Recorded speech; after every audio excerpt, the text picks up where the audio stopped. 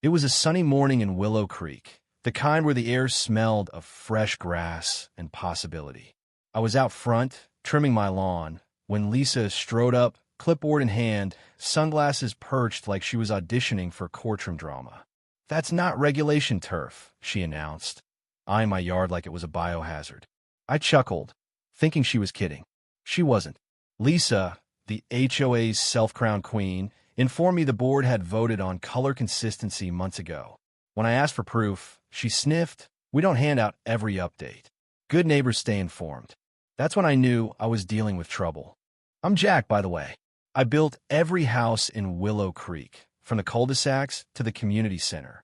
My old Chevy truck, parked in the driveway, hauled the lumber for Lisa's roof. But to her, I was just a rule breaker with a commercial eyesore. She slapped a violation notice on my mailbox, claiming my truck in grass violate HOA codes.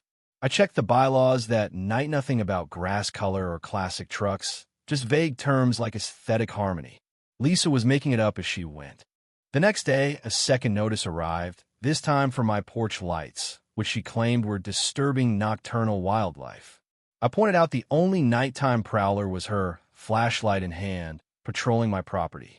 Undeterred, she sent a neighborhood email about light pollution, prompting me to offer a lighting workshop. She ignored it, instead pushing a new fine for non-standard fixtures. When that passed by one vote, I installed motion sensors to comply. Lisa's response? A complaint that my lights traumatized her poodle. My blind neighbor, Tom, called them the best thing since sliced bread. Things got weirder. Lisa sent letters praising her approved landscaping consultants, implying my flower beds planted when I laid the sidewalks were subpar. She even photographed them, proposing a rule requiring lawn design approvals.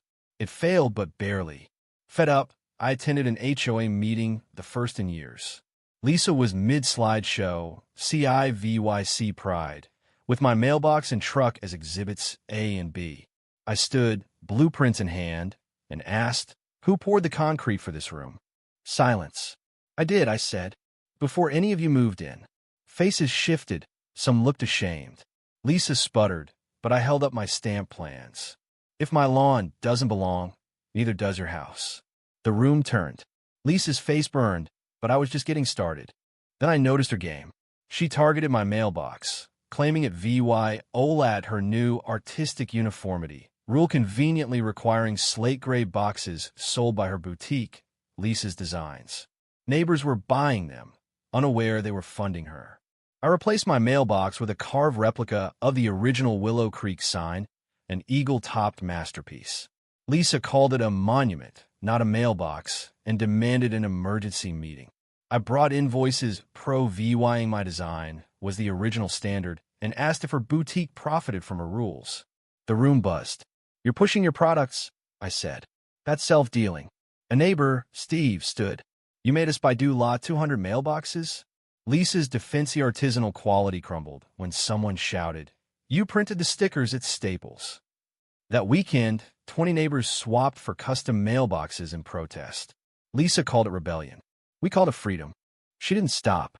When my neighbor Sarah built a pergola for her dog, Lisa tagged it as a VYEW obstruction, despite it being hidden behind a fence. She proposed a rule requiring approval for anything VY-sible, from a second-story window pure overreach. I built a gazebo engraved with the town's motto, "Let no one govern your home but your conscience."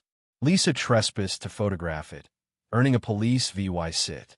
The cop, unimpressed, said, "Ma'am, it's a gazebo." We launched the Great Backyard Uprising, decorating yards with flamingos, murals, even a Viking-themed barbecue pit. Lisa filed citations for unauthorized cultural expression, but Emma, a lawyer neighbor, cited a legal precedent. Enclosed backyards were beyond HOA control. Lisa's motion for yard inspections failed spectacularly. Then we found her cameras. Tiny black domes, disguised as birdhouses, were recording Usme family barbecuing, Tom feeding squirrels in his robe. One was in my tree, its SD card full of my driveway footage. Emma called it private espionage. We traced the Wi-Fi to Lisa's central hub, password, HOA Queen 1.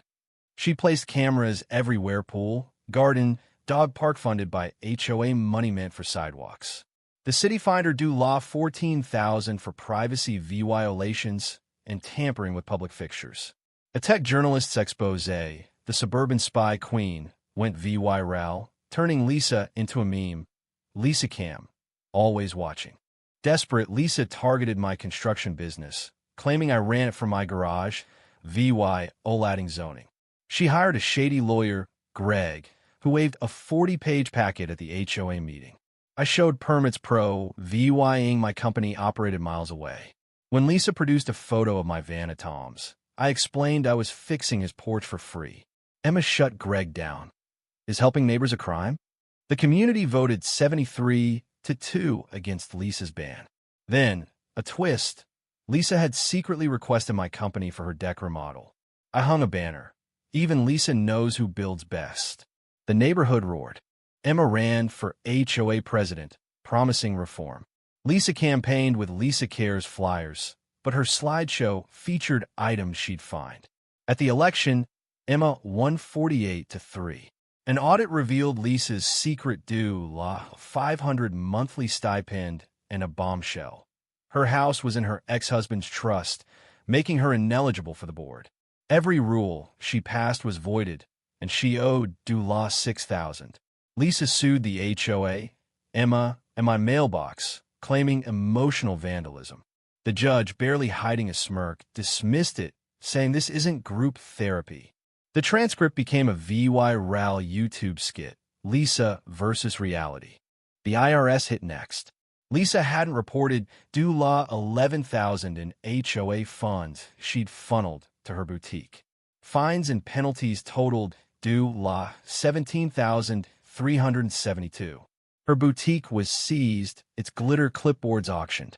Lisa formed a True Residence Alliance, but her Panera meetings flopped, and her Wix website touting reclaim, reform, Real Lisa was hacked to play Tom reciting bylaws over bongos.